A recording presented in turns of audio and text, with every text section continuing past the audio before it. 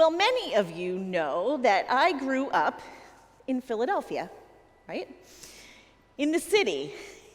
And as a city girl, I had very little experience with farming, of course, and even gardening.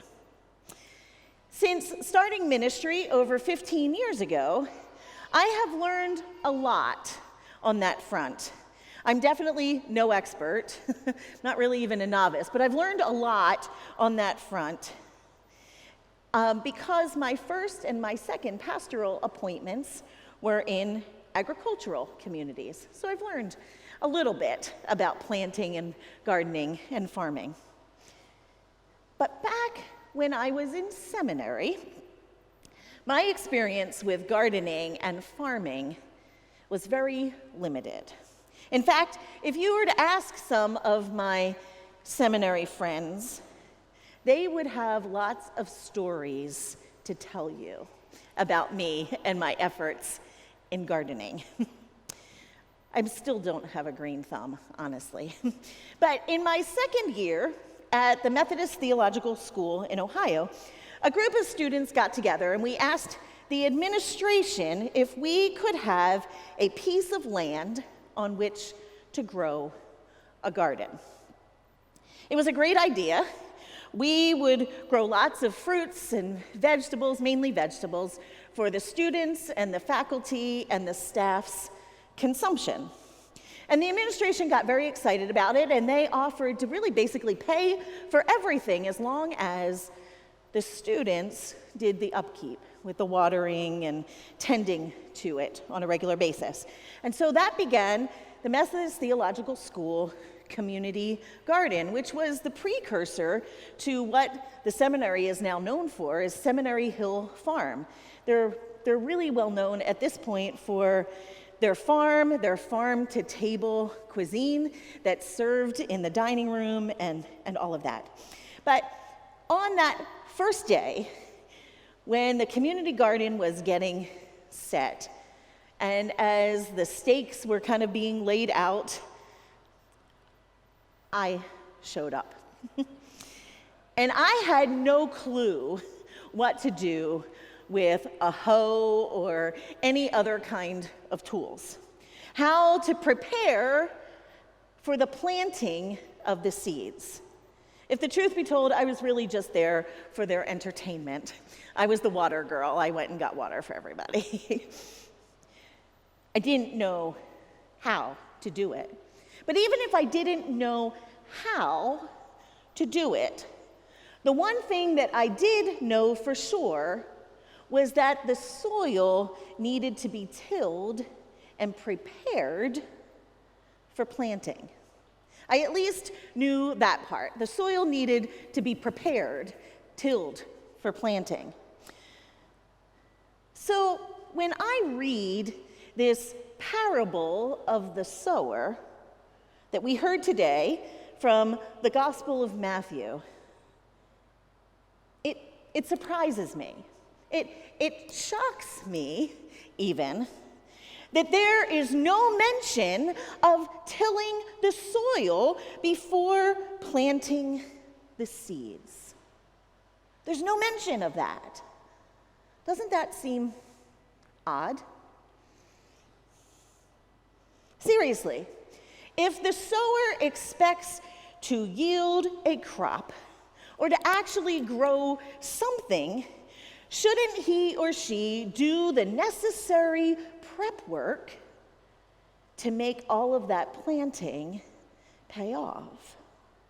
Surely the sower is not rolling in dough or seeds, so to speak, to be able to just waste them like that.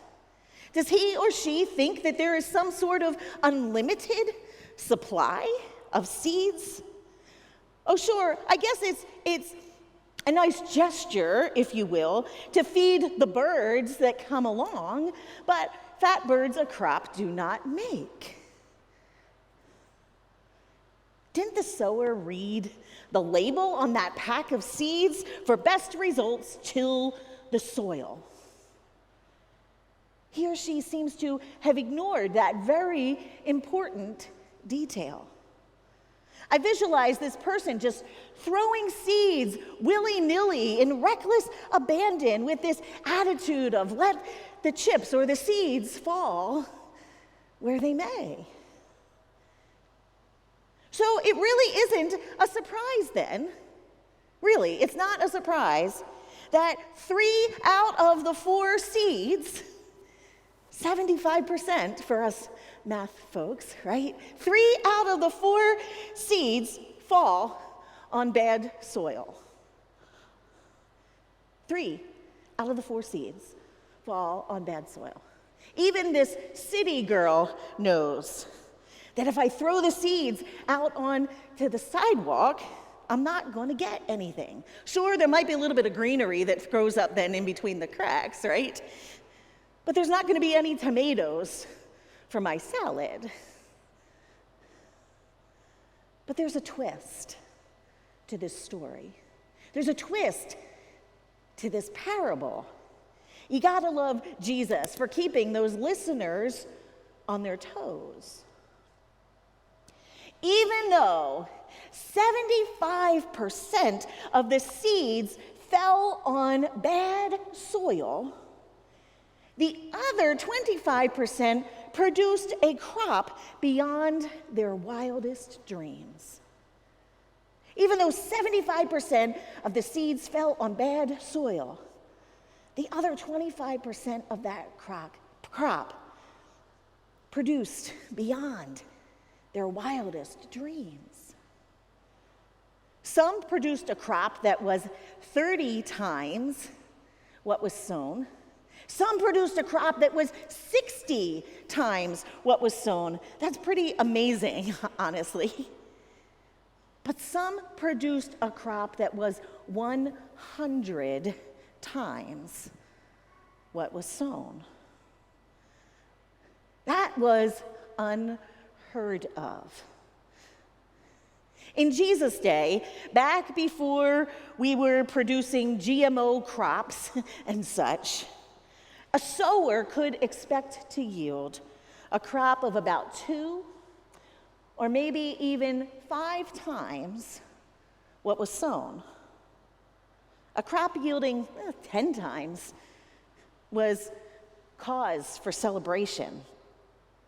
But here, in this parable, Jesus is saying this sower that recklessly cast seeds on what was known to be worthless soil was blessed abundantly with a crop that produced 30, 60 times what was sown. How can this be? How is that possible?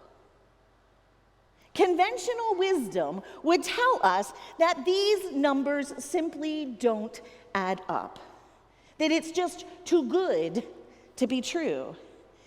If a sower can produce a crop that is even 30 times what was normally expected to be yielded with only 1/4 of the seeds, that's an incredible business venture, don't you think?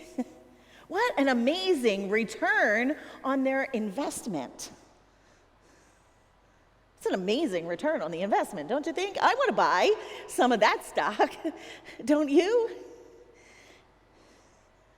Well, my friends, we do have a stake in this venture, this kingdom venture. You and I have been called to scatter the seeds of God's love. Sure, we can scatter them in those places where we think we know what the outcome will be. But in doing that, we will get exactly what we expected. Nothing more. Nothing extravagant. Nothing lavish. And we can choose not to scatter the seeds in the places where we think there is no use or has no value. But our conventional wisdom will fail us there too. Remember, this is a kingdom venture. The rules are different, and conventional wisdom no longer applies. No, our task is not to plot or to plan or to play the percentages, hoping for the best. Our task is to recklessly scatter the seeds of God's love. We're to scatter them in the path, in those thorny places. We're to scatter them in those hard and those rocky places. We're to scatter them in those places that are going to be scorched. We're to scatter them in the rich and the fertile places. Our task, yours and my task, is to just scatter.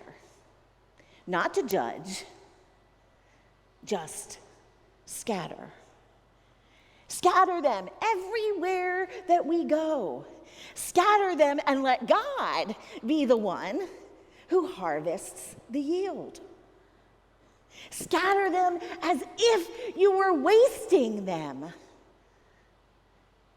Scatter them as if there was an unlimited supply. Scatter them because there is an unlimited supply. Recklessly scatter the seeds of God's love. That, my friends, is our task. Recklessly scatter the seeds of God's love. Amen.